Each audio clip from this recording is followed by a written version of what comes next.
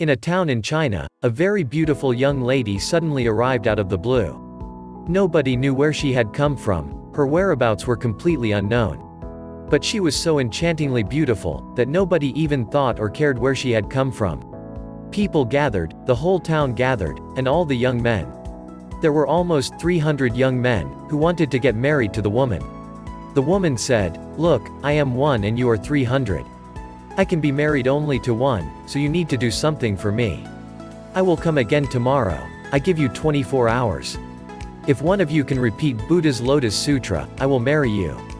All the young men rushed to their homes. They did not eat, they did not sleep, they recited the sutra the whole night, they tried to cram it all in.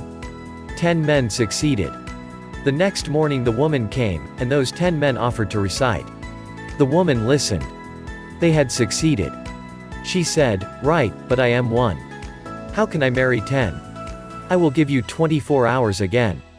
The one who can explain the meaning of the Lotus Sutra I will marry." So, try to understand, because reciting is a simple thing, you are mechanically repeating something and you don't understand its meaning. There was no time at all, only one night, and the Lotus Sutra is a long sutra. But when you are infatuated you will do anything. They rushed back, they tried hard. The next day 3 men appeared. They had understood the meaning. And the woman said, "Again the trouble remains the same. The numbers have reduced, but the trouble remains. From 300 to 3 is a great improvement, but again, I cannot marry 3 men, I can marry only one. So, 24 hours more. The one who has not only understood it but tasted it too, that person is the one I will marry. So in 24 hours try to taste the meaning of it." You are explaining, but this explanation is intellectual. This is better than yesterday, you have some comprehension, but the comprehension is intellectual. I would like to see some meditative taste, some fragrance. I would like to see that the lotus has entered into your presence, that you have become something of the lotus. I would like to smell the fragrance of it. So tomorrow I will come again. Only one person came the next day, and certainly he had achieved it. The woman took him to her house outside the town. The man had never seen a house so very beautiful, almost a dreamland. And the parents of the woman were standing at the gate. They received the young man and said, "We are very happy." The woman went in and he chit-chatted a little with the parents.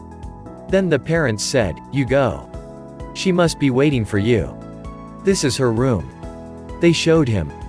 He went, he opened the door, but there was nobody there. It was an empty room. But there was a door entering into the garden. So, he looked, maybe she has gone into the garden. Yes, she must have gone, because on the path there were footprints. So he followed the footprints. He walked almost a mile. The garden ended and now he was standing on the bank of a beautiful river, but the woman was not there. The footprints also disappeared. There were only 2 shoes, golden shoes, belonging to the woman. Now he was puzzled. What has happened? He looked back. There was no garden, no house, no parents, nothing. All had disappeared. He looked again.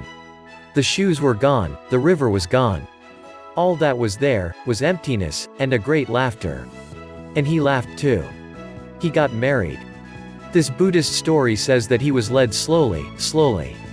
The woman was the master. The woman is symbolic of the master. She led him slowly, slowly. First, recite the sutra. Second, understand intellectually. Third, give a sign that you have lived it. These are the 3 stages. Then she led him into no-thingness. Make sure to hit that subscribe button for new content.